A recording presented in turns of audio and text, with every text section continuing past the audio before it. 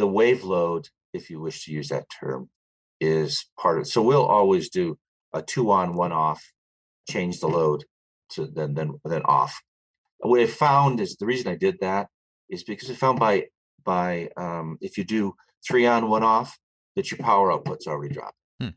I don't know if there's one exercise you can pick, but high hurdle hops, maybe close to it, is a great way to destroy anybody's elasticity and their ability to create good ground contact times. That's a measurement thing. You have to measure it.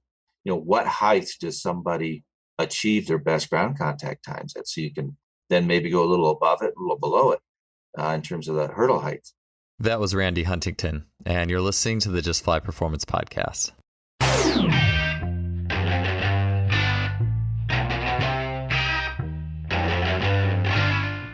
Today's show is brought to you by Lost Empire Herbs. You can get 15% off my favorite herbs for well-being and athletic performance by heading to lostempireherbs.com/justfly. About 3 years ago, I got into herbalism after having Logan Christopher on the podcast, starting with the Phoenix formula, which literally had my body buzzing after I took it. Not in a jittery way, like coffee, but in a way where I really felt the herbs working with my body. Within 2 weeks, I was already noticeably stronger in the weight room. And ever since, I've made herbalism a regular part of my training regimen. I've totally ditched any sort of caffeine-laden pre-workout, and I really enjoy using supplements that come directly from the earth. Lost Empire Herbs was started by Logan Christopher and his 2 brothers to help bring back the lost empire of nature and our connection to it, and to bring the power of herbs to the general public. Again, if you want to see my favorite herbs, such as Shilajit, which has been mentioned by other podcast guests on this show, Phoenix Formula, and more, as well as get 15% off your purchase alongside a 365-day money-back guarantee, head to lostempireherbs.com/justfly. Welcome to another episode. Thanks for being here with us. I really enjoy digging into case studies of improvement, especially in elite athletes. Athletes who are already at a fairly high or even elite level, who then have to chip away at their personal best in performance outputs to get to an even higher level. That gap from great to elite, or elite to ultra elite, I guess would be the term for it, is so worth studying, because what it takes to get there, to bridge that gap, takes so much coaching brilliance. It takes understanding of so many systems in athlete adaptation. The case study we'll be speaking about today is Su Bingtian in particular, and he is coached by Randy Huntington. Randy is a track and field coach who has been on the show 4 years ago, and has spent his recent years as the national track and field coach for the Chinese Athletic Association. Randy has over 45 years of coaching experience. He is a USATF Master Coach in the jumps, and has been the coach for many world-class athletes, Olympians, and world record holders. Mike Powell is one in particular you may be familiar with if you're familiar with the world of track and field, who broke Bob Beeman's long jump record, and Mike's long jump record still stands today. With Su Bingtian, most recently, Randy has been having tremendous success in his time coaching in Asia, and Randy will be getting more into just the nature of Su's recent 9.83 second 100-meter run. And just quickly, before we talk more about that within that run itself, Su ran at the 60-meter split a world record of 6.29, which that actually isn't counted for record purposes, but as a split, it was the fastest anyone ever ran at 60. And that 6.29 converts to around a blazing 4.07 second 40-yard dash. So I'll just leave you with that as the prelude to what we'll be getting into, and the training that took Su from about a 9.99 to that 9.83, and then the corresponding drops in his acceleration performance. So on the show today, Randy will speak about some of those training elements that helped Su, as well as his other athletes, achieve their recent results. Today, Randy will get into his views on special strength training for speed, particularly on the level of the lower leg. He'll speak on the use of banded and wearable resistance and speed training, as well as get into some great nuts and bolts on resisted training and specifically sled sprint work. On the back end of the show, Randy will talk about elastic and fascial system trainings, some shortcomings or pitfalls that are often run into in elastic training, and then how to optimize an athlete's elastic response in terms of both plyometrics and even the surface that they're running on. This was an amazing show. I can't wait to get started on it, so I will leave this pre-roll here. Let's get on to this absolute must listen with Coach Randy Huntington. Randy, welcome to the show. It's great to have you back. It's been probably about 4 years since I last chatted with you. What's been new since our last talk? I'm sure a lot, but anything you would care to cover with what's been happening with you and coaching recently? Well, I certainly the Olympics were something special. But I mean, since we last talked, and I don't think I was coaching Sue when we last talked. I think I just because that would have been 4 years ago. Would have been I started coaching him just after that last conversation, and obviously his progress has been pretty spectacular, and it's been fun to watch him grow and succeed. Wang Jianan, set the Chinese record in the long jump at 8:47, tied the record with the athlete I had before him, and Sunny. And then just this last November, I started with an 800-meter female in Wang Chenyu and brought her along slowly and trying to teach her some things. And she did a really nice job, finished fifth at the Olympics. And if she'd not lost that third 200, I think she would have been probably a medalist. And she knows it. She realizes that she messed up. So that I hadn't been home in 2 years. I just got home just 4 weeks ago after 2 years of having to stay in China because of COVID. And we've got, let me think, a lot has changed in China, which is really fun to watch culturally. Not culturally, mean within the sport, not the culture of China.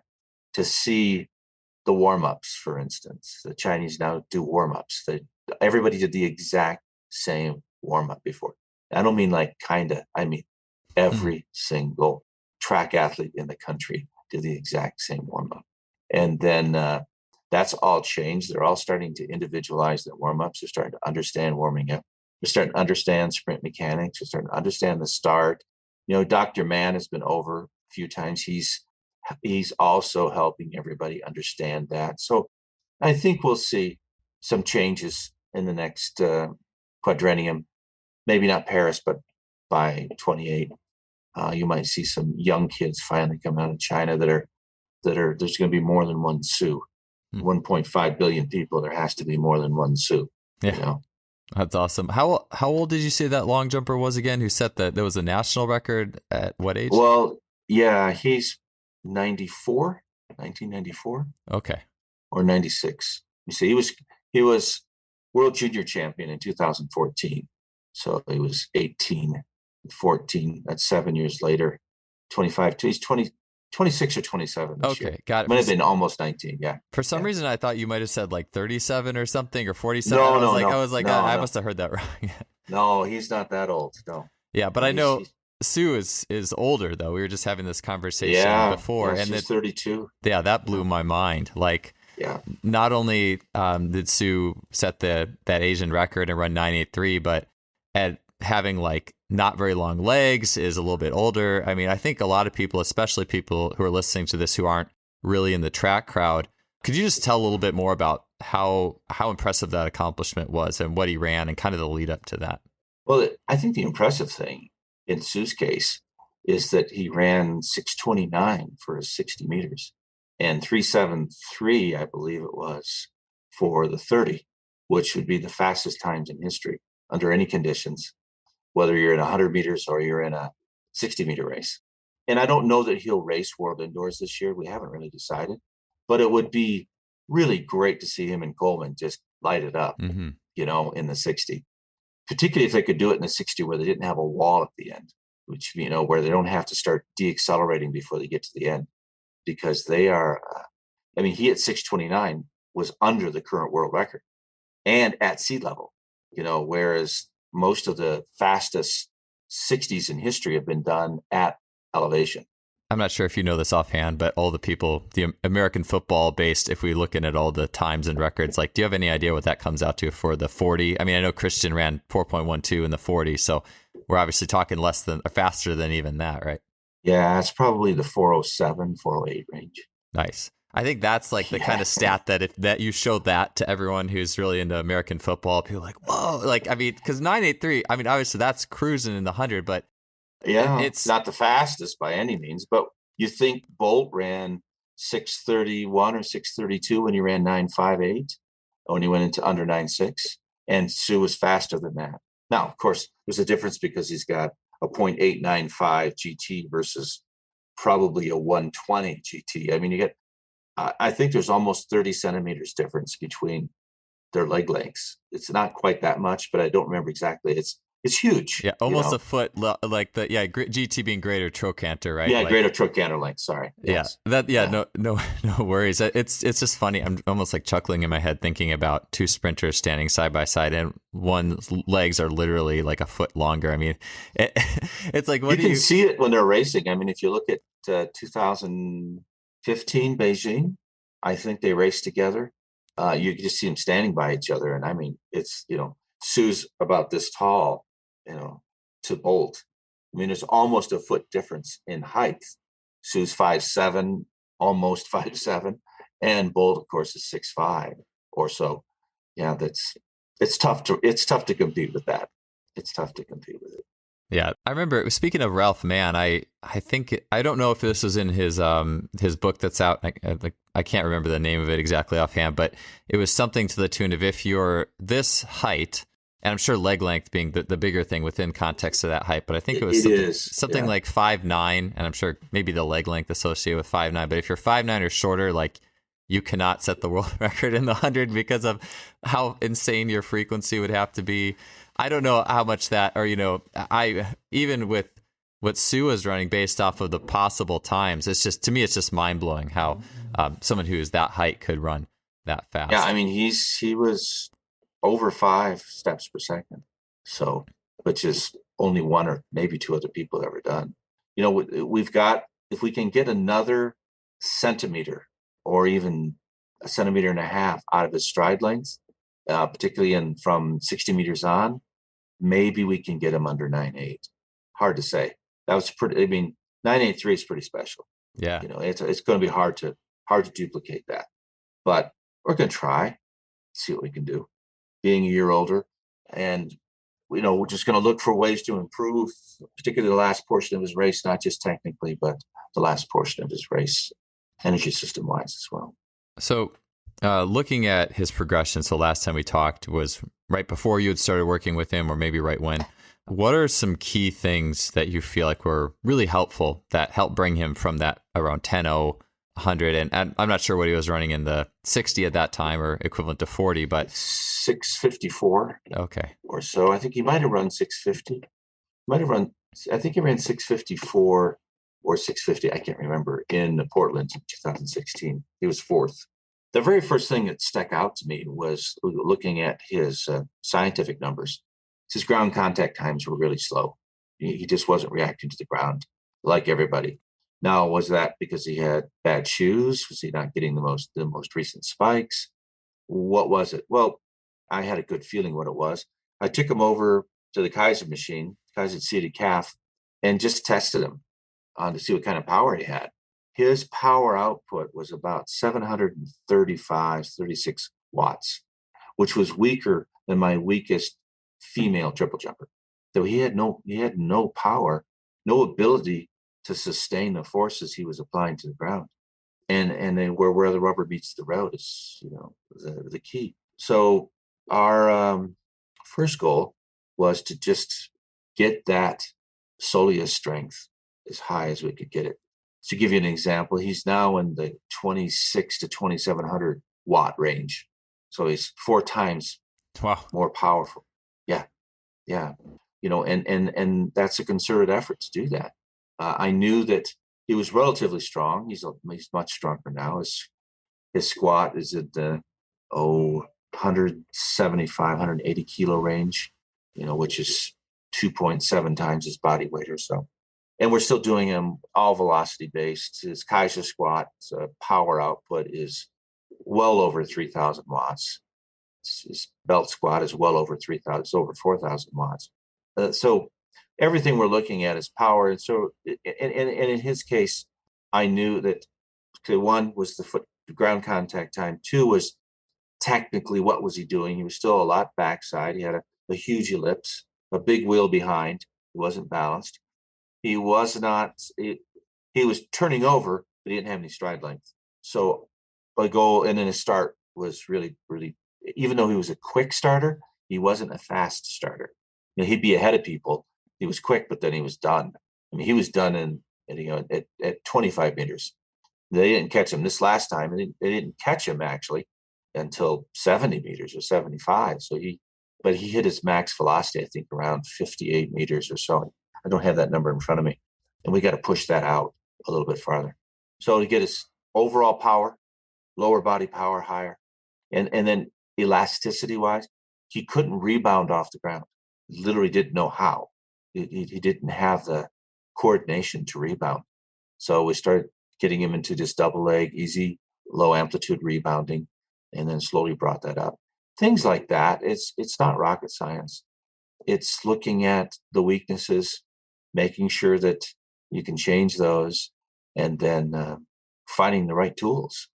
I mean, I started incorporating the 1080 in 2015 with my other athletes, and Sue got to meet it in 2017.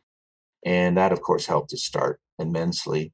The Exogen tools really, really helped him understand the feeling of his max velocity. I don't use the Exogen tools necessarily just for additional force application because of increased mass. They use it so that they can feel where their limbs are during movement. With that little extra mass, they can tell what's happening better. So that's kind of some of the things that have improved in him. Flexibility is still our biggest issue. We have to work on that. That's the goal this year. Yeah, it's interesting to me I like the Exogen. I've been using that a lot. And like you said, I think it's very easy to be very black and white. Like, well, here's something, and you look at it, I guess, in a very data-based point and say, well, it's just for potentiation or extra weight. But it's like, well, no, this can help with proprioception. The way that it manipulates gravity can cause the foot to strike a little bit differently. I love it for the teaching element just as much, I would say, if not more than, I guess you could say, just the added weight. And yeah, so I don't use it as a conditioner very often. I use it mostly I'll use it as a conditioner, but I'll use it as a conditioner within technique. Condition technique with it. But it really is one of the better teaching tools outside the activator belt, which I've used for 30 plus years. I don't even know if they're around anymore because I've got all of mine in China. Mm-hmm. And like other things, some Chinese guy ripped it off and he's making it. So, but those two, I see three things that really are my best teaching tools. And you can put a fourth, but the first two are kind of the same. And the 1080 and a sled both teach how you accelerate. It slows it down, but it doesn't have to necessarily only slow it down. But it helps you understand how to apply the force in the proper plane, the right vector, if you wish. And then the Exogen and then the activator belt. Those three things to me are the three most important. I call them integration tools. Integrating the weight room onto the track, the things you would do on the track to integrate what you're gaining in the weight room so you don't lose it, so it becomes specific to what you really need to do on the track. Yeah, that's cool. I was going to ask, well, first off, I actually had some more follow-up questions about the foot and foot power, and then some stuff with the first half of the race, because I'm 654 or 650 down to what, 629? 629. That's crazy. But I wanted to ask you, what's the activator belt? I don't know if we talked about this last time, but I'm curious what that is. Oh, the activator belt is a belt that was invented by an Australian, and it's a waist belt, okay? And it's got 4 connection points, 2 in front, 6 really, 2 in front, 2 in the side, 2 in the back. And it's got ankle cuffs, and then you've got rubber bands that you use, or tubing, that you attach different ways to challenge the limb. And what it's for is it learning how to actually accelerate that leg down against the rubber band resistance while you're running, while you're sprinting. You can do it while you're drilling, while you're sprinting. We do full sprints with it. You have to. If you don't do it right, it's just going to kick your legs up behind you. And if you don't recover properly, it teaches you almost immediately how to get the energy groove, how to groove the pattern, the motion, the movement, the forces. And the Exogen does the same thing. So when we do drills, we'll do activator belt, Exogen, off. Cool. In that order and in that way, because we're looking at ground contact, recovery with the Exogen, obviously a little bit of extra force depending upon how much you put on, and then grooving that into your actual drill.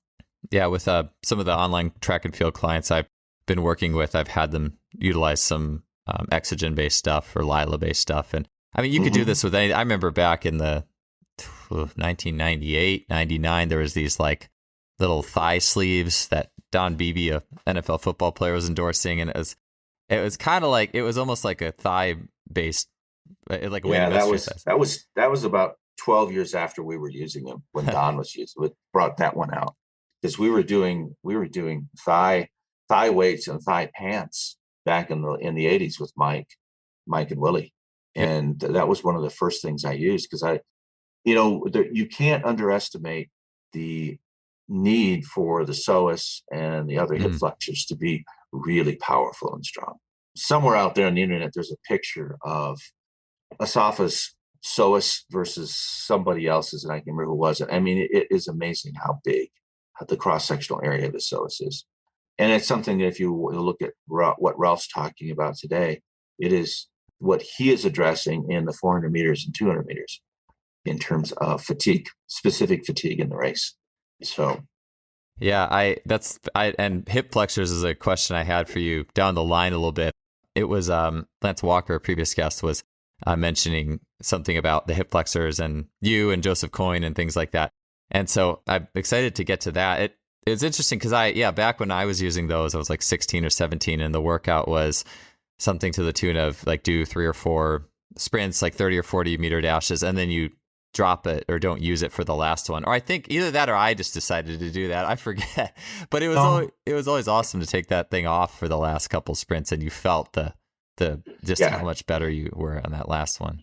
If you did too many, you were in trouble, because if you're using any of the externally weighted devices, you've always got to be watching technique. And as soon as technique starts to even fade a little bit, you take them off. And that's the end of your set or the end of your session, whichever you wish, or that particular exercise. But I find that we are such a time conscious society that we sort of lost touch with how much rest you need to get this done right. If you're going to use external loading, you better be prepared to rest a while. You don't want to do external loading in a circuit, particularly if the circuit then is contributing to bad technique.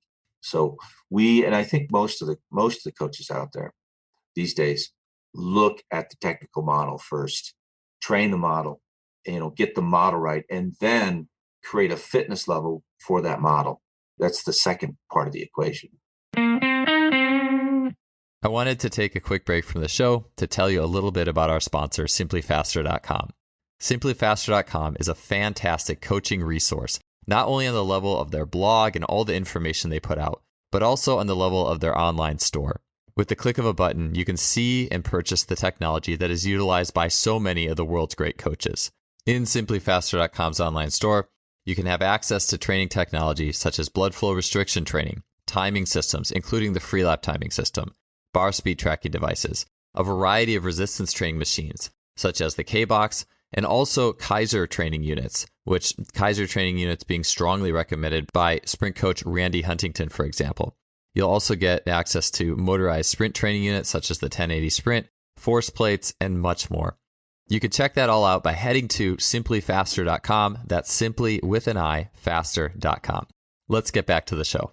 Yeah, with that time drop, especially the 60 meter time drop, and I would imagine the 1080 and just resistance sprinting. Like you said, he was spinning his wheels too fast out of the start. I mean, I'd imagine that his start position was really poor.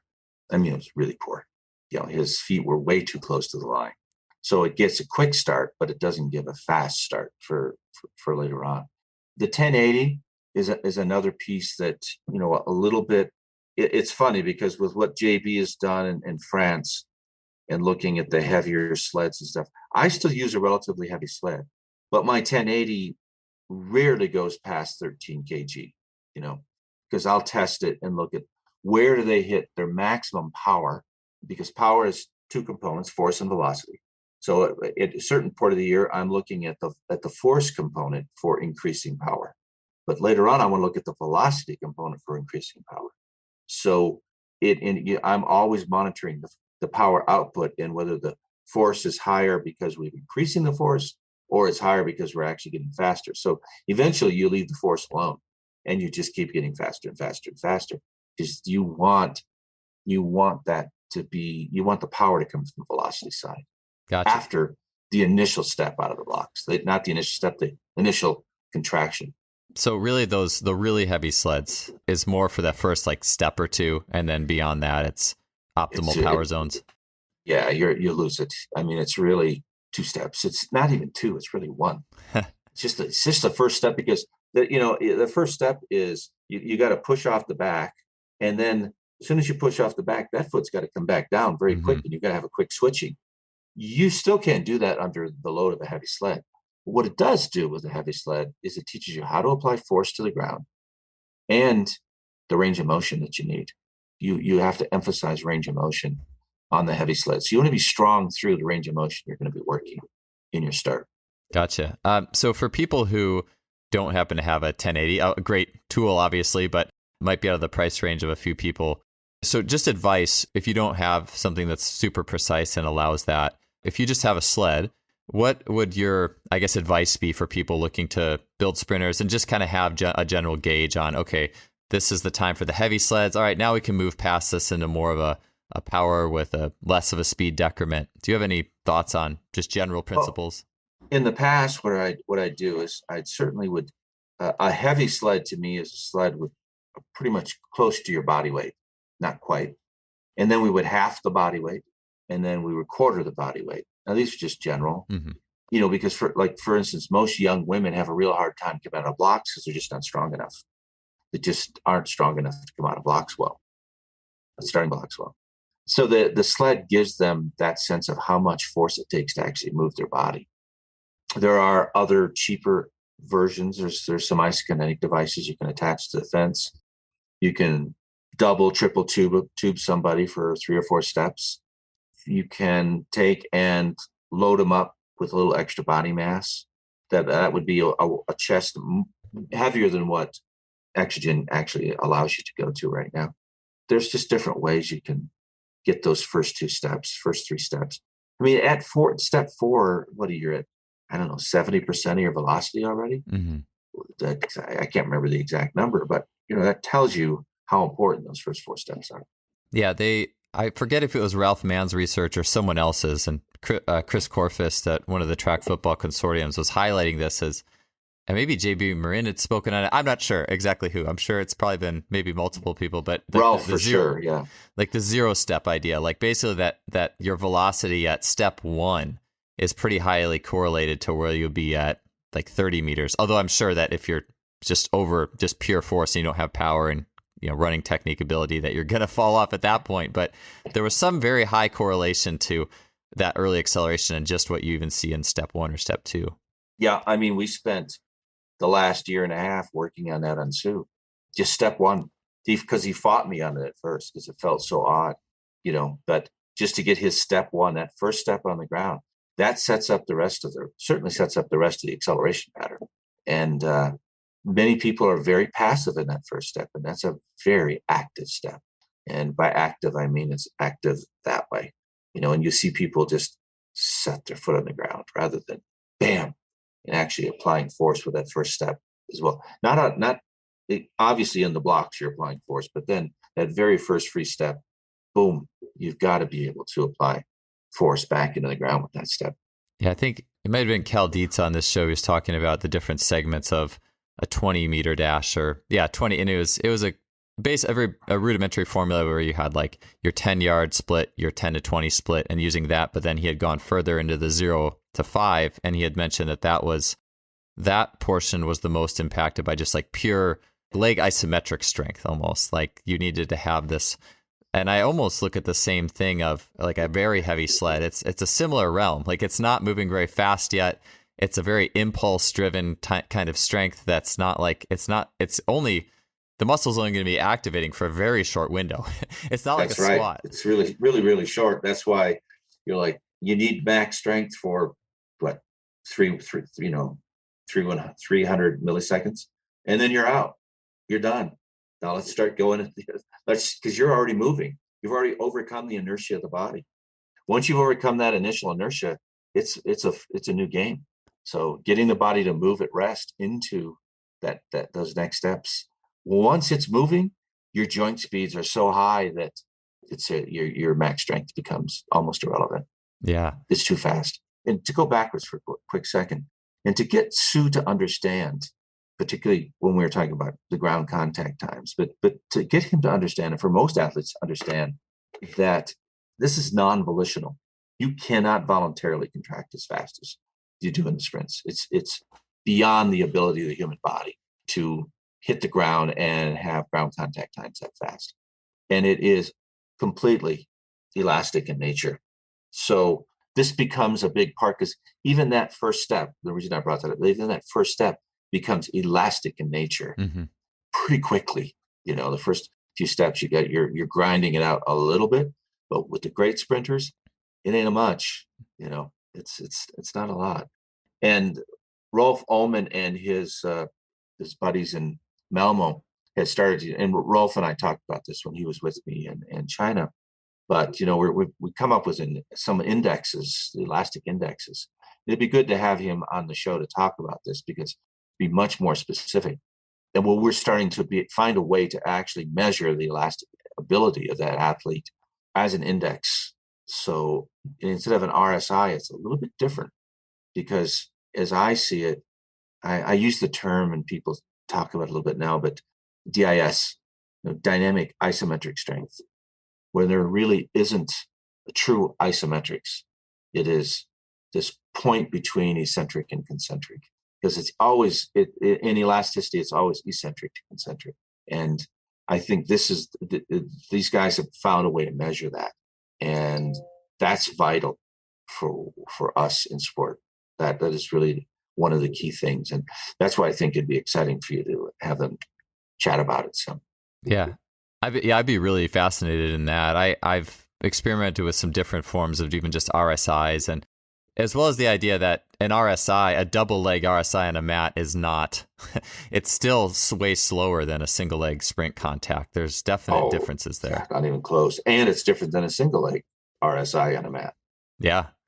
Oh, for sure. Yeah, for sure. I've had some conversations with just using a basic mat called a plyomat that I've really enjoyed, like a updated just jump mat. But the guy who's I've been talking to who created that was talking about how helpful like a single leg RSI is, and that he's seeing his high level athletes even compared to in light of a standing vertical. It seems like the single leg RSI is almost the biggest highlighter of people who are elite at the speed power sports, more so than at least like not like shot put, but like football and basketball and those kind of things.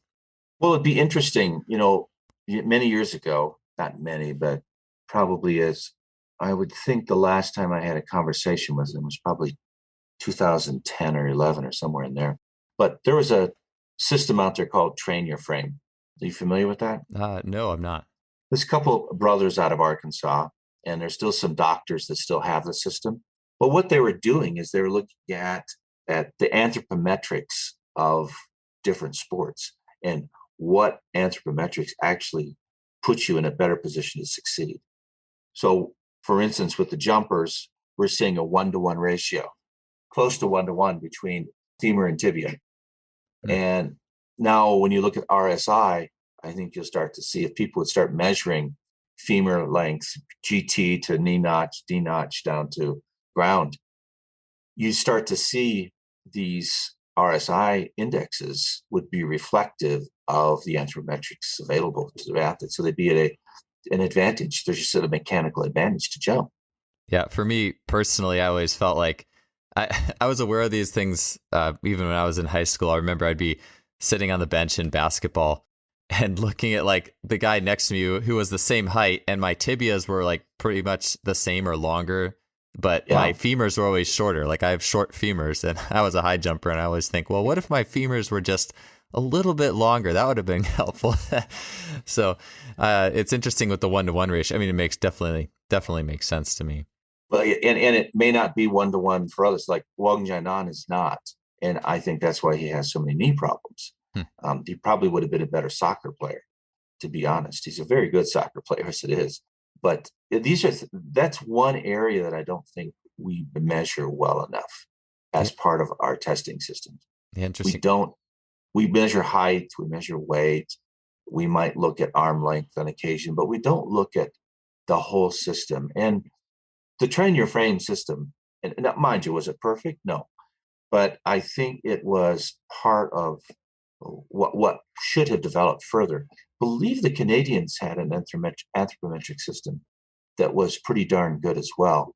I'd have to ask Lauren Seagrave about that. I remember Lauren and I talked about it years ago, but I think it's an unheralded component. And for those that are working with kids and are looking at LTAD models and looking at pathways for their success and how you could help parents and children see which sport they might want to be in, I think it's an important tool to start to take advantage of. Yeah. Oh, I'd definitely be interested in that. It's been fun with my own kids who are 3 and 5, just trying to think about, just trying to put them in all sorts of different sports and things and see how they like it. And I think about, I mean, I love track, but I look at like my kids and I mean, if they want to do it, that's wonderful. But like my son has he's like me, he's got really short femurs, super bouncy, but I mean, he could be okay, right? Like, it's just, I do think about what sport, is your body type and, suited the best for. I mean, not that I'm going to necessarily push them there, but just at least expose them and maybe they'll like it. I at least think about those things though with watching my kids and you think about, well, what are we best suited for and how do we at least expose kids to that early on and give them a chance to experience whatever sport there is that their body's suited for. I think it's really good stuff. Yeah. And having said that, I mean, Sue is a pretty balanced femur to tibia length, even though it's very short, so it's not the total length that's the issue. It's the ratio that's the issue. Yeah. Not having, it's interesting. Again, it makes that 983 and 407 even that much more incredible. I wanted to ask you before I forget with the sleds, do you do a lot of like contrast work within the sleds as well? Like do weighted sleds, then go into the regular sprinting or go back to always. Oh, gotcha. Always. Yeah. I've been doing that since the late 70s. Yeah. It's a component of the program. I did, for a year, I tried to do it without weighted sleds and only do the 1080, and it didn't work.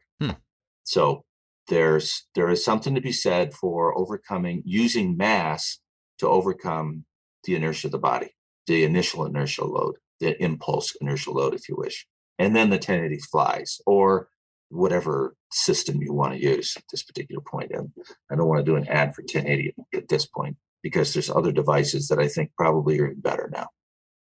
Yeah, it's interesting with the complexes as well. When I was back at Cal, I was talking with Mark Jellison, was a former decathlete who was there and the personal trainer in the area, and he was talking about a sled workout someone had put him through, where basically it's just you start with a heavy and you just take a plate off every couple sprints or every sprint. And I went and did that, and honestly, it was almost the best feeling, like overall feeling workout that I had done. And from that point on, I had heard as well, like Charles Poliquin talking about wave load everything, and with the wave loading we oftentimes do in the weight room. I was like, wow, well, the sleds are even more specific than the weight room, so shouldn't even we have that mindset here, and even maybe more so. And I've heard of other good coaches doing the wave load or using sleds as potentiation as well. So it definitely makes perfect sense that you've been doing it for much longer than most of us have even been thinking about training. Yeah, the wave load, if you wish to use that term, is part of it. So we'll always do a 2-on, 1-off, change the load to then off. What I found is the reason I did that is because I found if you do 3-on, 1-off, that your power output's already dropped. So 2-on, 1-off, you're still keeping your power output up, which means that your velocities, your coordination staying high, your velocity staying high enough. So I do things in 3s. Occasionally I'll do them in 4 if I want to push the nervous system a little bit and fatigue it. Yeah. Even when we're doing sprints, I'm doing usually 3s, max 4. That doesn't. That's the short sprint stuff, not long stuff. It's different. Yeah, that makes sense with the nervous system. To me, I almost look at the nervous system as a little bit more. I don't know the word I'm searching for. So it's almost like this holistic. Maybe back to my motor learning professor in college. This was 20 years ago. I remember him just talking about like you can't grasp the brain and the nervous system the way you can like database things. It's something that you have to create your research to intuit it. And all I'm saying by that is I think that I always look at what other people are doing, anecdotes, results. I think about, this might be out there, but like Tesla's numbers and 3. Just there's a power in numbers. No, those are all things that you should be considering, and they're there for a reason. We kind of get ourselves caught up in talking about, well, I mentioned elasticity, and we talk about power, but when you start talking about those things in isolation or discretely, you can get yourself in trouble, because the body is a system, and it's a very complex system. And it's only recently, within the last 3 or 4 years, that we're starting to really to understand the whole fascial system and its communication network with respect to the central nervous system. So the feedback mechanisms embedded within the elastic tissue, those now become a big part of what happens in track and field. I've said it for years, and people who've listened, I've said it for years, but and this is not my idea, but Gideon Ariel said this to me in 1979, and I've never forgotten it. And I've used that as kind of a mantra for understanding exactly what I need to do in the weight room and on the track. And he says, Randy, muscles set up joints to take advantage of the elastic ability of all the tissues. So when we start talking about power, force, we're talking about the force it takes to set up the joint. Now, overcoming inertia is the one time where that is a little different. Then you do have pure muscular force.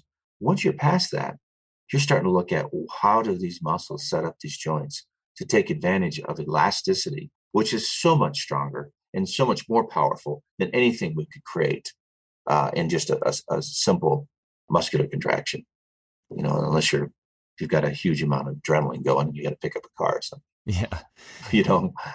But so that system, that understanding how the elastic system contributes is part of the pathway. When I first read Thomas's book, Not Anatomy Trains, before that he did an article called T3, maybe 98, 97, 98, I can't remember. But when Myers first wrote that article and I read it, and I went, yeah, this is sport. Because it immediately blended right back into what Gideon Ariel had been telling me, 30 years before.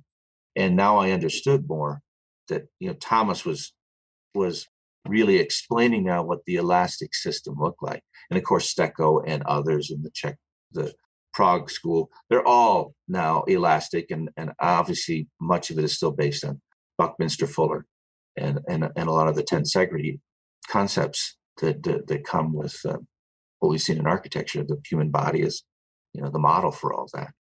But I think that we heavily underestimate the elastic contribution, particularly in max velocity sprinting.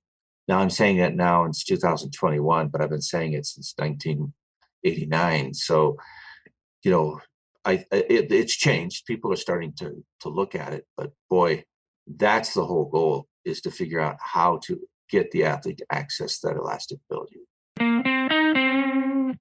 Blood work is a common analysis in the regime of elite athletes. It quantifies many dimensions and metrics of an athlete's physiology and helps one to see windows of potential performance improvement. Today's episode is also sponsored by Inside Tracker. Inside Tracker was founded in 2009 by leading scientists in aging, genetics, and biometrics. The company uses a blood test and patented algorithm to analyze your body's physiological markers, providing you with a clear picture of what's going on inside of you. Inside Tracker then offers science-backed recommendations for positive diet and lifestyle changes. In using Inside Tracker myself, it was truly fascinating to see the many metrics of my own physiology, looking at things like hormone levels, inflammation, blood oxygen-related metrics, and much more. If you're interested in an Inside Tracker analysis, for a limited time, you can get 25% off the entire Inside Tracker store. And then this Black Friday in particular, you can save $200 on the Inside Tracker Ultimate Plan. To check these deals out, go to insidetracker.com/justflysports. Yeah, I couldn't agree more. You had mentioned that quote with the muscles setting up the tendons and the elastic tissues. The last time we had our last time, yeah. It's been on my brain ever since. Actually, I've probably used that quote a few times in that time period. And it's just been something I've regularly thought about. There was a research, and it's very theoretical, so it's hard to like pin it. You know, you'd have to look at how they put together their models. But when I was putting together my book Speed Strength, I highlighted this. It was something to the tune of basically like if muscles didn't exist in the human body and it was just a system that, now I don't know what would provide the propulsion, but it was just like a cyclical system that was running along. It could run like 20 or 30% faster. Again, I don't know how they got there, but it's just interesting to think of. I guess maybe you look at like the horses or animals that have like very little muscle mass on the extremities, and it's just a very highly elastic system, at least on the outside. Definitely not on the core muscles, but it was really interesting to me. Yeah, and that's in sprinting. Imagine you take that concept, which is what I've been doing and started to do with Chen Yu, just to the 800 meters. I mean, this girl she ran 400, 800, 1500 this year. She'd rarely run 400. She'd run 1 1500, and I think she might have competed in 1,000 somewhere in the US. And then her 800. So her 1500 PB was 425. Her first 1500 was 407 this year. Wow. She only ran 3. Her 400 PB was like 53.60, and she ran 52. And we did no 400 training, not specific to the 400. And then her 800 was one time she went under 2 minutes. She basically had 203, 204, and she ended up at 157 flat in the Olympic final. In her case, and the point here is that its impact in 100 meters is incredible. But when you phase that out, or take that and move it out into 400, 800, 1500, 5,000, 10,000 marathon, when you look at if you can utilize more elastic ability in every step, you're using much less energy system metabolites, if you wish. You're using less energy because it's non-volitional. It doesn't take energy. You don't have to push. There's a muscular contraction, but it's minimized by a certain percent. And you can now run longer at a certain speed using less of your body's energy that you need to run at that speed. If the distance coaches can figure out this, and we've talked about it for a long time, this is nothing new. I mean, I think Alberto was trying to before that whole thing went down. I know that Coach Vigil gets it, and the group up at Big Bear and the group that was up at Bishop, and they started to understand it. But just the same, when I see distance kids do drills, I can tell that the coaches still don't understand exactly how much the elastic tissues can help contribute to their ability. Yeah, I've definitely seen that. Even recently, a client I was working with online who we were training sprinting for a while, and he had really big improvements. And then he went off on a cross country road trip and gave up on sprint training along with some life changes. But along with that, he went back to just doing some distance running because it was convenient. And he noted how much faster his distance running was after those, the sprint stuff. And we did a lot of elastic based stuff, fascial stuff. Mm-hmm. And yeah, just thinking about every step getting better. And I even noticed that when I I was not fast at the 400. Again, short femurs, maybe I'll just blame it on that. But in the 4x... that's actually a 400 advantage. You've got the 400. That you have a 400 ratio. Really? Short femurs, longer tibia. Oh, I didn't realize that. Yeah. So I ran 54 on the relay in high school. It's not fast, but I in college, I was playing basketball, and I would consider myself more elastic than I was at least my first year of university. Go to university, start doing a lot of longer tempo sprinted workouts was dominating what I did. Stop playing basketball. And it's funny because I was actually doing more speed endurance work. But I remember my first 400 or 4x4, it was the last one they put me in because I ran so bad. But I ran like a 57. And I just remember thinking of how much harder it was. I was like, that was so hard to be a 57. And I mean, that time's so bad, but it's interesting. It always stuck with me, just that base of explosive fascial type dynamics was really, I think I've heard Dan Path talk about that from his days of coaching high school, like 800 runners. They were almost their best at that point of his coaching, or the further they got away from basketball on that level, they actually seem to be losing a very strong component of that fascial and elastic dynamics that helps you bounce along. Yeah, it's I think when it's why you see so many kids coming off the basketball team doing so well in the first phase of the high school track program and then dying out as they go. They're just coming out with all these springs, elasticity, and then we manage to run it out of them. Yeah. Because we're forgetting that that's what you need. You need to continue that, and that knee down component of the leg is heavily misunderstood at times. I'm sure that many people understand it, so don't get me wrong. But when you start looking at trying to find ways to take for instance, Sue, a 10-0 guy and get him to 9-9. I mean, it's a struggle for every tenth of a second after 10. I mean, you're working your ass off to try to get another tenth of a second, or hundredths for that matter. Yeah. And I think and I know I'm going off on tangents here, but I think in Tokyo you had two things that really helped everybody. One, the track was amazing, and two, the shoes. The new spikes, the Nike spikes, were definitely an advantage for most of them. Yeah, more like strength shoes almost, right? Like they were like up, like they had like more on the ball of the foot. Jump shoes. Yeah, like the old jump training shoes. Yeah, I'd be curious actually if you have just a quick second to get your take on those shoes, just and the dynamics of those. That was interesting to me. Well, I think that they were an okay shoe to use as long as you didn't do too much. People just jump. They had all these Achilles problems and calf problems, and if they had done anything in moderation with those and kept the amplitude fairly low, I think that you would have seen them exist today. They're just gone from the face of the planet. There's just people just didn't know how to use them, and overuse them, so they create a lot of injury issues. But you guys got to be very, very careful with that Achilles, and that puts you in a distinctly disadvantaged position with the Achilles. There were a lot of injuries. Yeah. To me, it seemed almost like in a way, it's like a souped up strength shoe. Because if you wore like the old strength shoes, it's a huge block on the foot. I mean, it kind of limits how fast you can really run or how much you'd probably want to do outside of like lower amplitude plyometrics or just, I don't know, shooting around for basketball. But it's like once you took a track spike and kind of have a little bit more in the, like something that you can hit, so you can be sprinting, full speed, like long jump, like efforts at that. To me, I was like, this is like taking that strength shoe concept and you're leveling it up. Basically, you're really getting it up there in terms of the maximal forces that could go through the ball of the foot. Yeah, the other thing that they did is many of the spike plates were positioned poorly.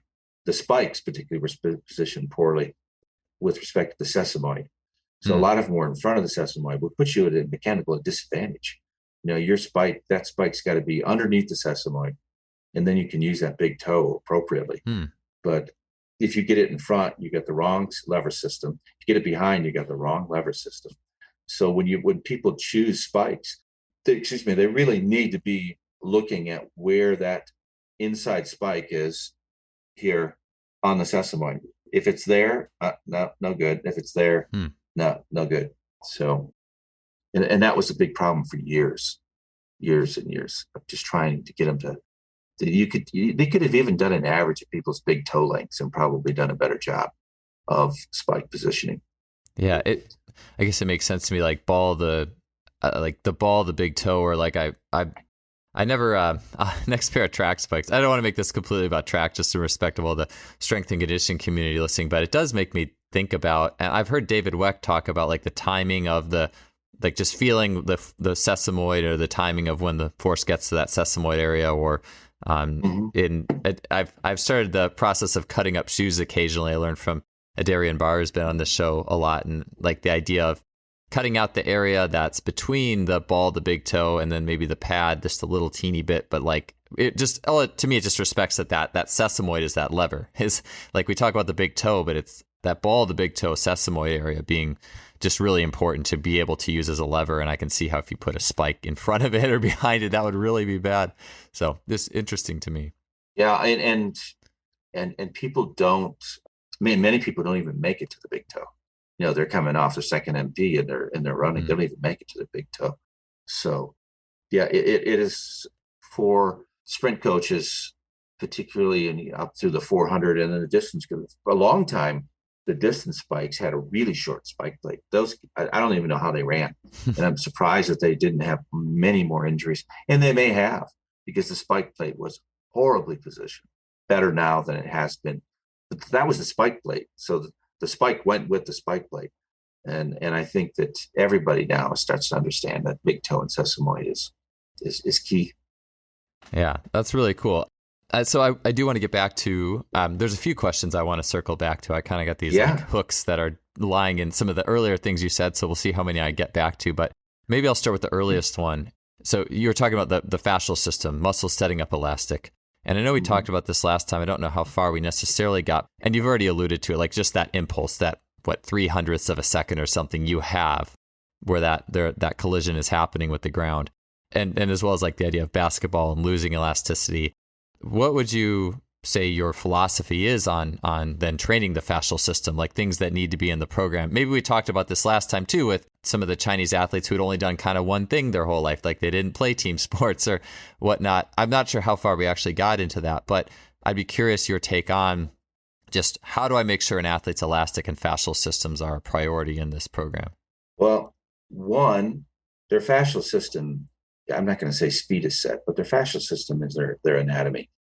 To train it would be it'd be two components. One is that muscle that sets it up. So let's say we take the calf, the foot, or ankle stiffness.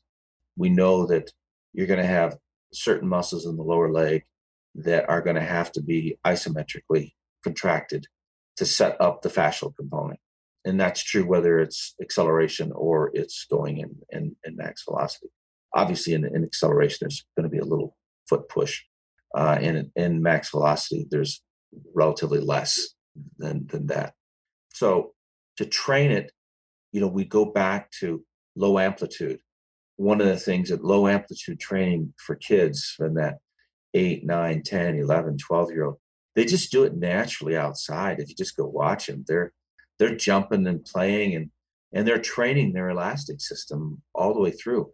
Where we lose it is somewhere between middle school and high school when the growth spurt takes place, because that can absolutely destroy your elastic system for a little bit, and 9, 10 months, maybe a little bit more. And if you don't prepare a child emotionally or mentally for what that change is, then it can destroy them. It can destroy the drive.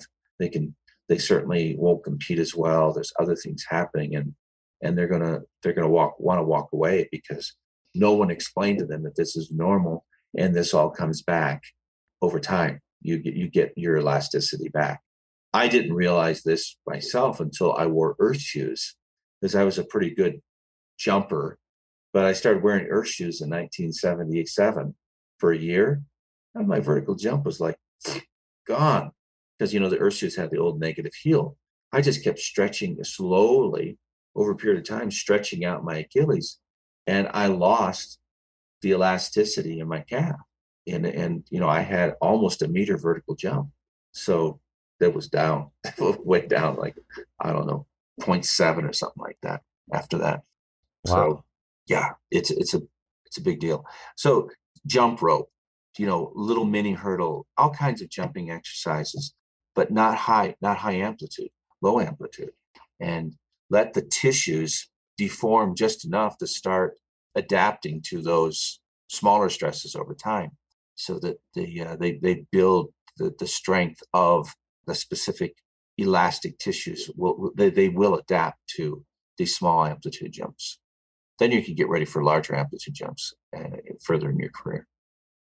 That's been a huge thing on my brain, especially really the last, I would say, somewhere 1 to 3 years. Sometimes I lose where exactly this thought really took a foothold. Maybe it's just been more and more every year, but the low amplitude being that cornerstone. When I was in my mid-20s, I was coaching track and still competing, and it's almost like the further I got away from, again, I'll go back to high school basketball, and only because basketball is low amplitude in nature, in my opinion, because you have so many just little quick jabs and cuts and these little quick minute steps you're taking to react to your opponent they're not long and drawn out. They're all low amplitude. Not all, but most are these low contact times. And it's on occasion you might really load up and jump high, but that's not the common movement. It's all more quick stuff. And then I looked at my training in my 20s and I'm like, wow, it's all Now it's all like high amplitude. It's all lifting and depth jumps and big hurdle hops, like high hurdle hops. And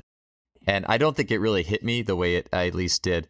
And I will say that the redeeming element I think there was actually for me, in my opinion, was some tempo sprinting, because although it was tempo, it was still lower amplitude, a level of lower amplitude. And it took me a few years to figure that one out. But just as I've gone on, I just think more and more about the changes that happen when you go from low, really quick hurdle hops to those hurdle heights going up, and you see more knee bend, and you see more, the shin angle has to create a greater change to get over those. I don't know if there's one exercise you can pick, but high hurdle hops, maybe close to it, is a great way to destroy anybody's elasticity and their ability to create good ground contact times. That's a measurement thing. You have to measure it. What heights does somebody achieve their best ground contact times at? So you can then maybe go a little above it, a little below it in terms of the hurdle heights. And, it usually takes people a while where they're doing these big, even if it's just the highest male hurdle height for high hurdles, it's just too far.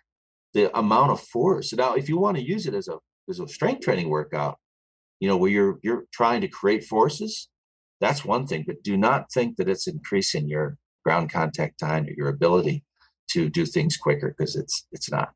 It doesn't do that. Yeah, shorter does. I wish I would have had you to tell me that about 15 years ago. You weren't the first person who said that. Even if you talk to Rolf, you might make note of this, because he noticed it. We had this conversation about 4 years ago, and he was a decathlete, javelin thrower, and pole vaulter, and he said, I was doing all these high hurdle hops, and it took me a long time to figure out that they were killing my speed and my ability to react to the ground. I said, yeah, it's going to teach you how to be kind of slow. You start absorbing, and the last thing you want to do is absorb, which is why I don't use the word jump very much anymore with jump training. I use bounce training. Oh, I like that. I don't know when this podcast will go out in relation to a podcast I just did with Logan Christopher, who's he's a lot of things. A strongman is one, and then he also is really into NLP, or neuro-linguistic programming, so linguistics. And we were talking about just the importance of what you even say in a workout. What do you call things? Or even, it's funny because I'm saying workout. We were talking about how when you even say work out, it depicts exhaustion. So he just calls it training.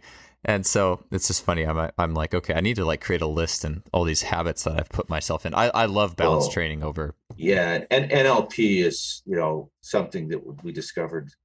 I was lucky because I lived in Eugene, Berkeley, Boulder, and a couple other places that were really pretty far out there in terms of pushing the envelope of the human being.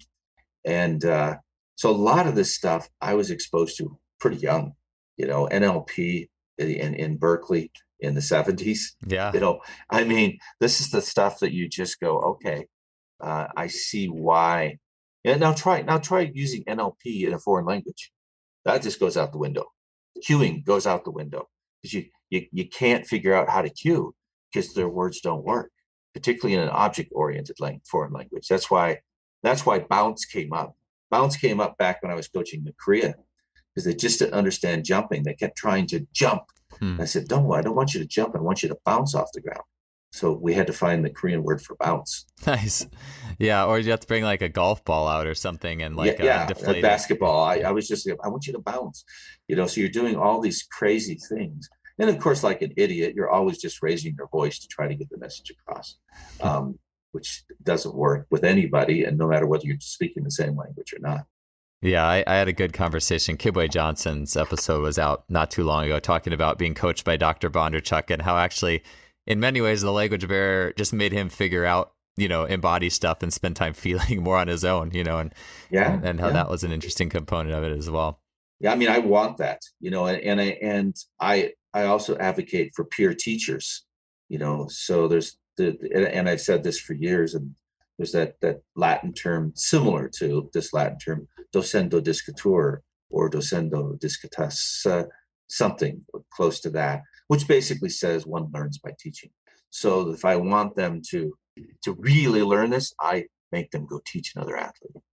Yeah. Oh, I love that. I was working with I volunteered at a high school program this past year, and in pole vault, that was the the setup there was something to the tune of one guy has to like coach the other. It was like, low on staff too. Like, I mean, there's obviously has to be a coach watching them ball, but the head coach had got the athletes in the habit of like coaching each other, watching each other's step. Like it was like an assembly line around the pole vault pit, just so that they could experience it from different perspectives. And I just thought that was really cool. It made me really interesting.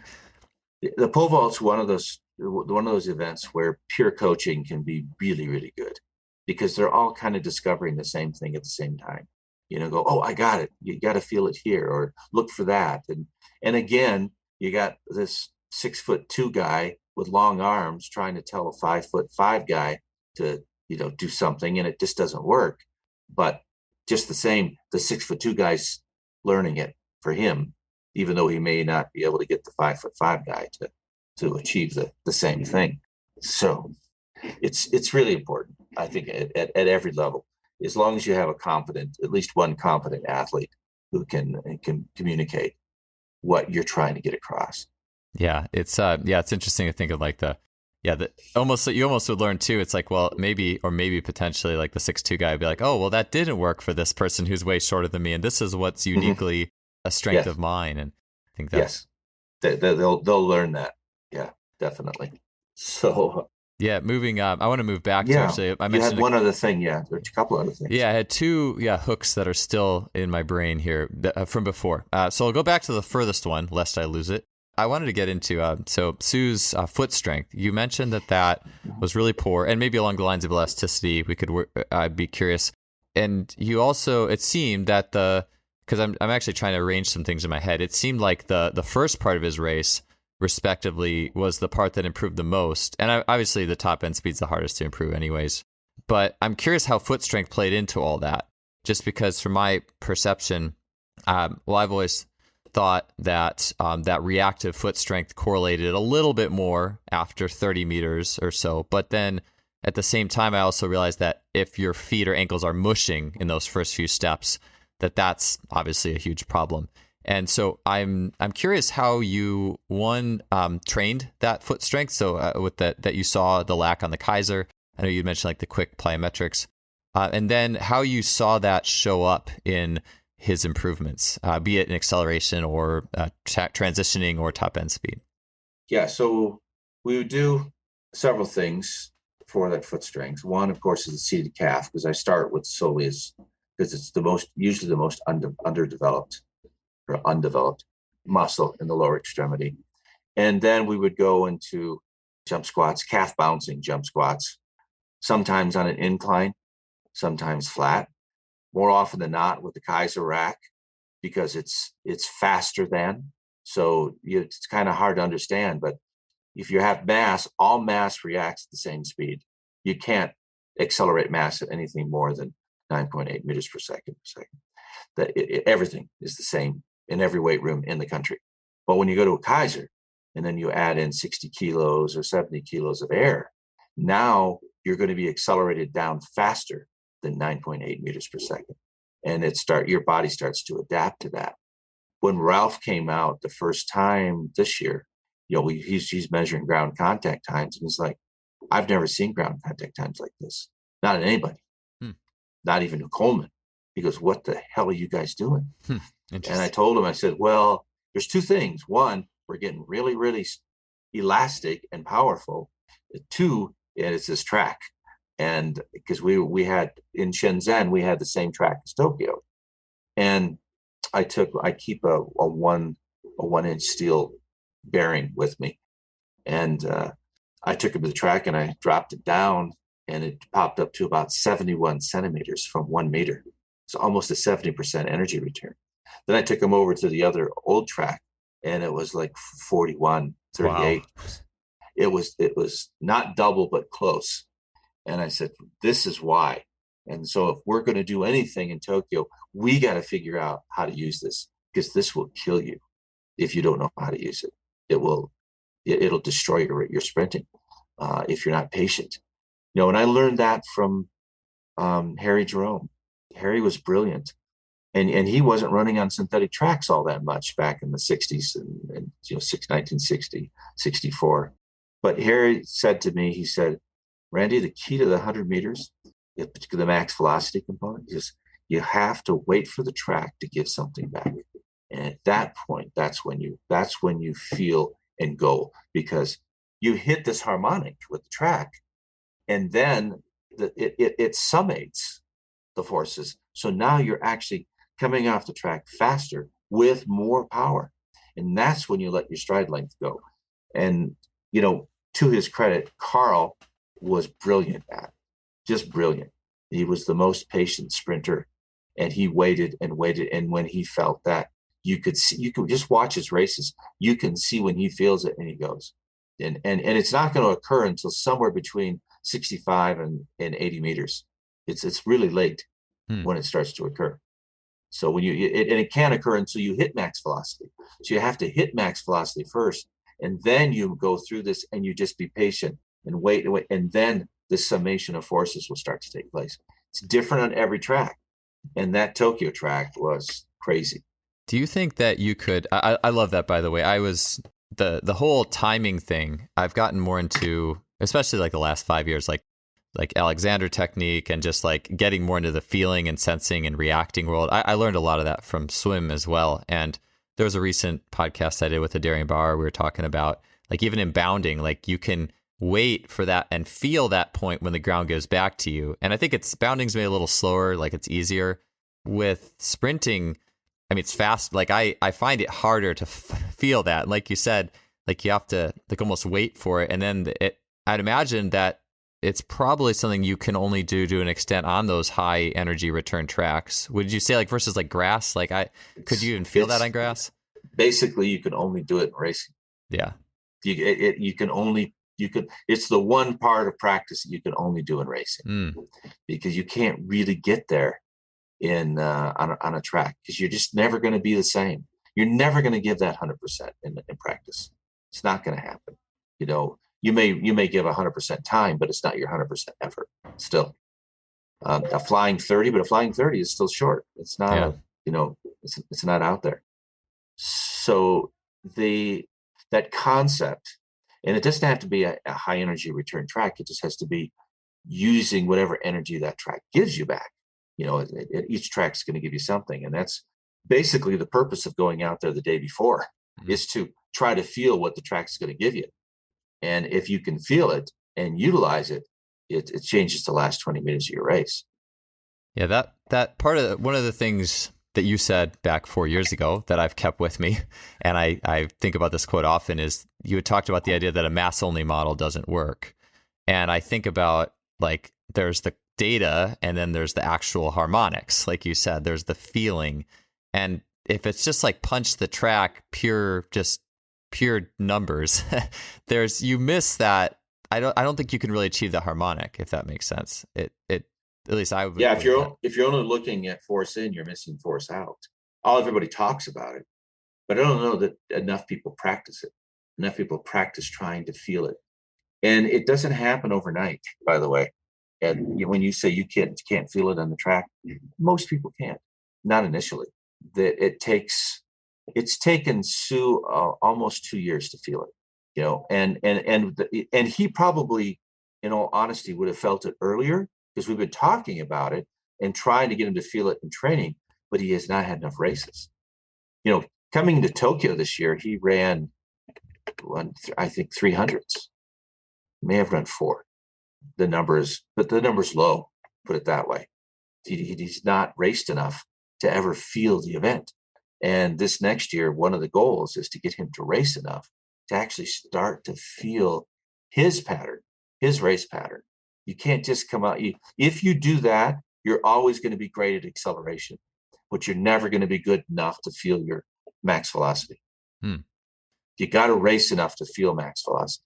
Yeah, I would agree. And then that emotionally charged state too, that's hard to get in practice. And like that, it's almost like you're chasing I don't know, like chasing the unicorn, or it's like this thing that you only get every now and then, and you have to, it's really, I mean, that's something that sadly I feel like I'm too far away in this. I haven't done masters track meets, but if I was back doing that again, or maybe I will soon, like that's something I'm really excited to think about. Like you're just chasing this level of human movement and embodiment.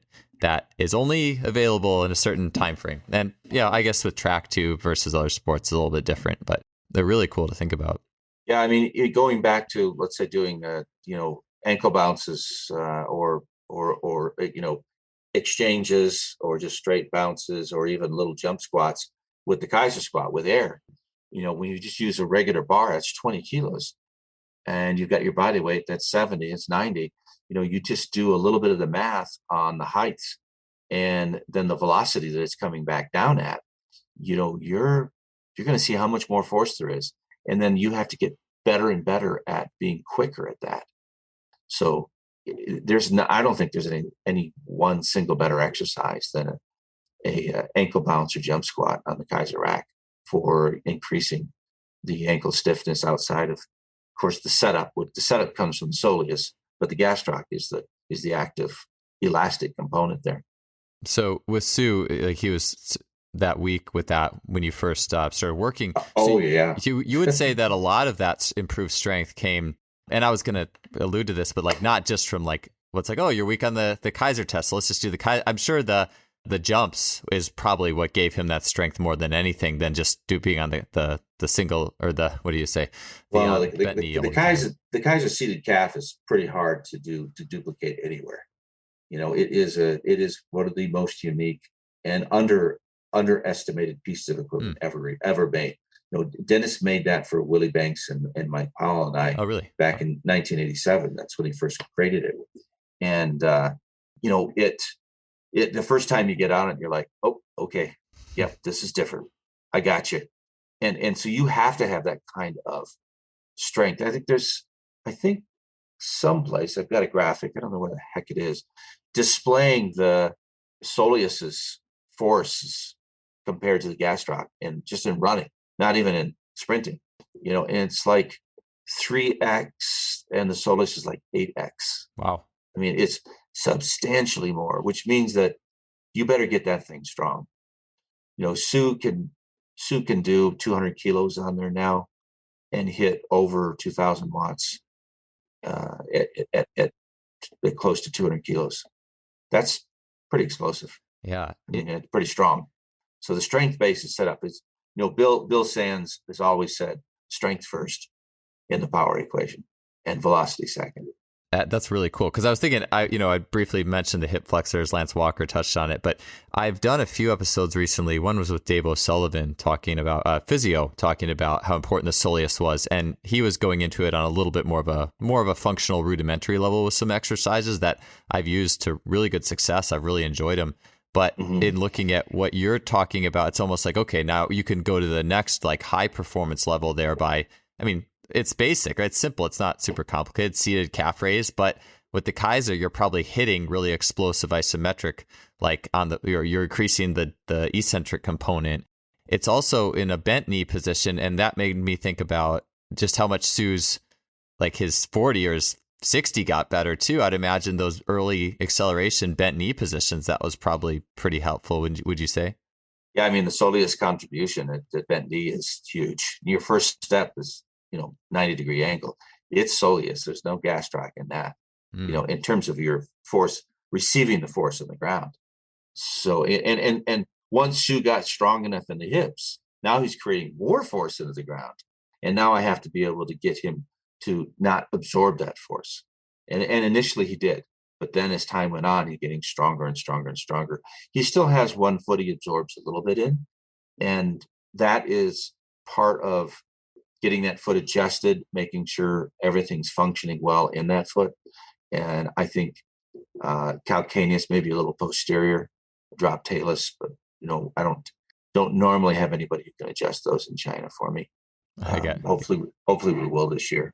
Gotcha. Oh, that's fascinating. Yeah, it's interesting things that come back on my radar. And when they come back on my radar, it's like, I look at everything I've learned. I'm like, yes, this is really important, because I don't know. It's like I've probably had phases where I would have thought that a seated calf raise machine, just any seated calf raise, right? It's just, a muscle. It's just, it's disconnected. It's bodybuilding. But then you look at those positions that athletes actually get in, and like what you were saying, those absolute force requirements and the force transmission, and then things that other people have told me about that. And I'm like, wow, Yeah, I get that. Would I you? mean, Oh, it's sorry. the last place. It's the last place force gets exerted. As you're going to the ground, and if it's not strong enough, you're absorbing. So for people who don't have a Kaiser machine, I had a couple thoughts in my head. I'm always trying to, I love technology and being able to use like the best that we have available. But I always think about too, well, what if I got my home gym and I'm just trying to figure it out, right?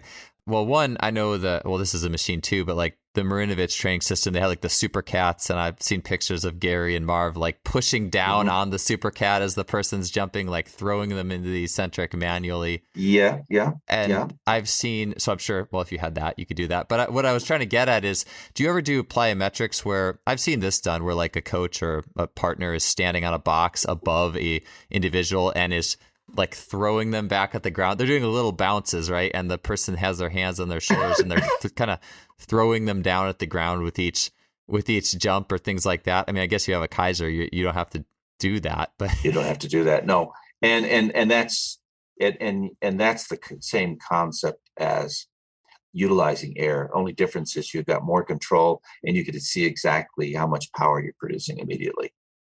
So it's just a little safer. That's all. I mean, it's not. That's all. It is a lot yeah. safer, and it is more metric. And it surprises me, to be honest. I'm still shocked when I walk into college weight rooms and I don't see a Kaiser rack or two just there, just like guys, just your basketball, your DBs, your running backs, your linemen, the calf, the calf and alignment has just got to be so strong. The first guy to make contact is probably the guy who's going to win that battle. And the quicker and more powerful they are, then the better off they're going to be. Yeah. And they do a lot of work with a bent leg anyways. And if they can then make that calf even stronger, it'd be even better. So rubber bands work pretty well, just like a human being. You can just take two rubber bands, big tubing or something more aggressive, and use it to increase the velocity back down to the ground. So, but I do like having the ability to increase a little bit of the mass. So if I weigh 70 kilos and I have 20, I'm at 90 kilos now. But I'm at 90 kilos accelerating faster than gravity. That's a huge amount of force. But yet I'm getting faster at that. So my power is going up from the velocity side and the force side. So if I keep the force the same and the power changes, I know I'm increasing my velocity. Yeah, it's a game you play with everybody. And it's nice to only have two variables in that equation. Thank God. It could get even more complex. Yeah, I'm trying to think of how you'd even set beyond just like a basic plyometric bounce, how you'd even set. Yeah, I mean, you could use the bands and things like that, but it does get. I feel like the bands, in my experience using a Kaiser versus a band, the bands can be more intense. Like it is a little rougher in a bar. Well, it's different. I mean, in the bands, you've got in the Kaiser, if you're using a rack, you've got the same force throughout. It's not variable resistance. Whereas with some of the Kaiser machines, they are variable resistance. So whatever you set, let's say a Kaiser rack at, if it's at 60 kilos, it's at 60 kilos no matter what speed you move it at. It won't change. Whereas if you take a rubber band and as you increase the distance you move it, it's not exponential, but it's a big change in resistance and in just once you get it, particularly if you get it at a certain stretch point, now the resistance changes. That's a tremendous amount. You can change 100 pounds in an inch. Last question I have for you. And I had a bunch more questions, but I'll just leave it with this one. I'm sure the other questions would each have. We can circle back. I don't have a problem. I don't get to speak English very often. It's kind of fun.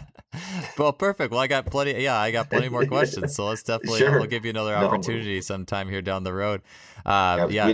Go ahead. Sorry. Oh yeah, no worries. No, I just say so much more to talk about, but I'll just leave with a Kaiser or machine jump question, but something that's applicable, I think, for pretty much a lot of situations is a difference to my understanding. Although maybe I haven't seen all the Kaiser machines, is the Super Cats had like the angled like thing you jump off of. So it's more like or the Marinoviches would create an angle. So it was like a 4-foot oriented landing and the heels would not touch the ground. And oh, by the way, I here's a hook that goes back that I just forgot about with all the interesting information. But the Earth shoes, which I hadn't heard about before you mentioned it, but that almost answered to me something that I had thought about a lot, of the idea of there's a lot of people out there who are very into, not a lot, but there's a few systems out there where the Achilles get really stretched out in, like whatever their training systems.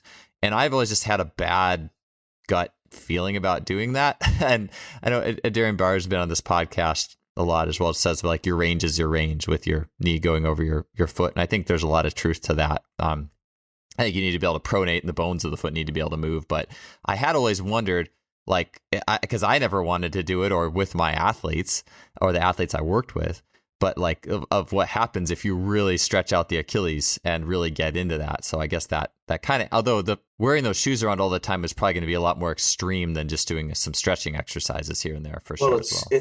It's subtle yet extreme. You don't notice it. Yeah. It's like just you're just walking around like this for months and months, and eventually that tissue deforms. A couple things we didn't really chat about quickly.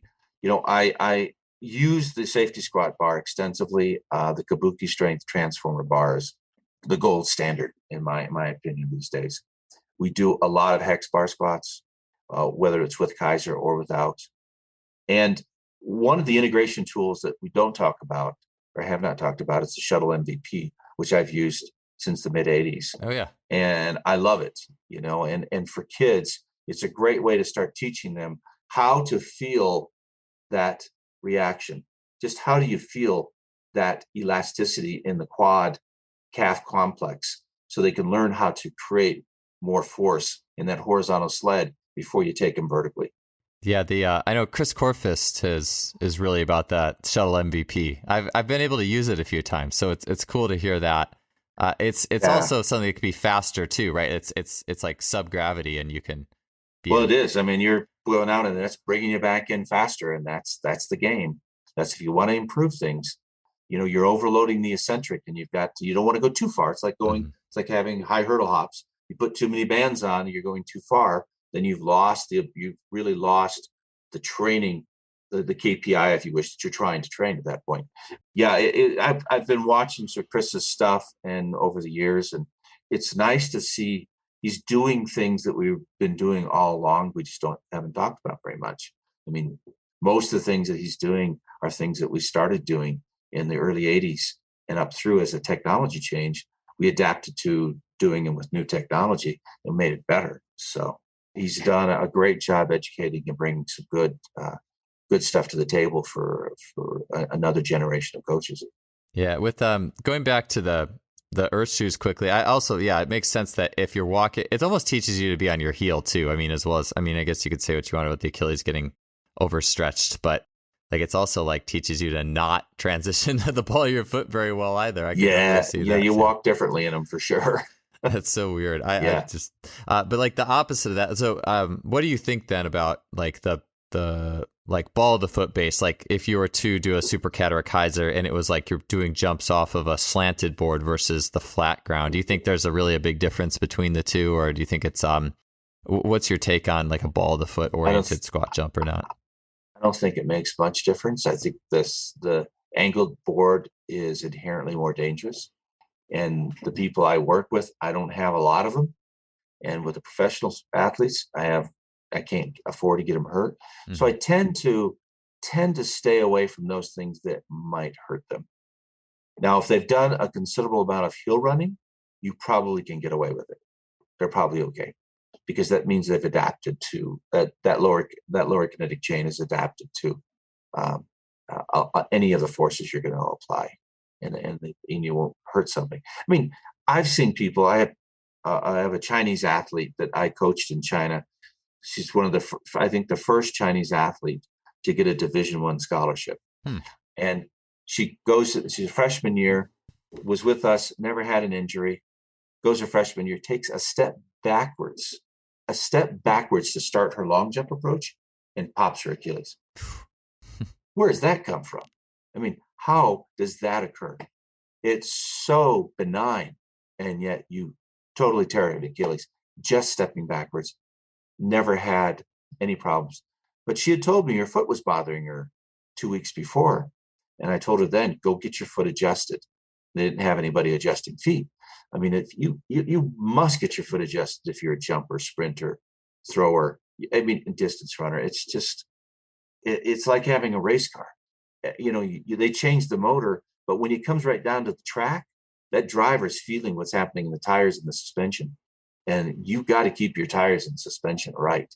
Yeah, of all the things I've really definitely leveled up my training knowledge of the foot, and I feel the difference in my own training. But the one thing that I definitely am missing is having someone to work on my feet. When I do get work done on them, I feel the difference, and I know what my feet felt like when I was 18, 21. Yeah. And I know what they feel like now at 38. And there's just something that, a good set of hands working on your feet can really do. I definitely agree with that. Well, you're in Atlanta, right?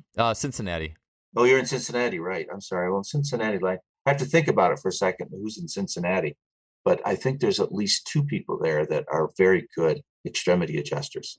Yeah, I know. We'll have to connect on that. Yeah, I'll try to find them and connect. The good thing is you can always look through Dr. Kevin Heron, and see who Kevin's taught over the years, because he teaches extremity adjusting, and that'll get you at least in the right door.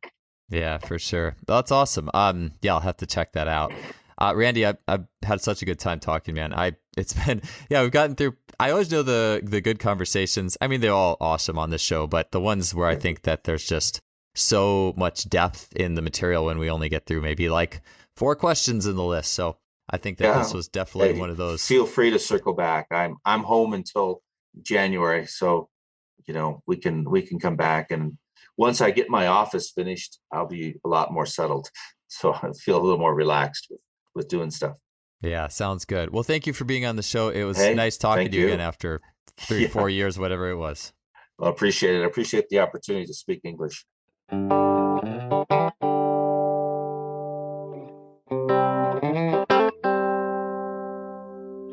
That finishes off another show. Thank you so much for being here with us today. If you enjoyed this episode and this podcast series, you can help us out by leaving us a rating or review on iTunes, Spotify, Stitcher, whatever you're listening to. We totally appreciate that. And we'll see you guys back next week with another great guest.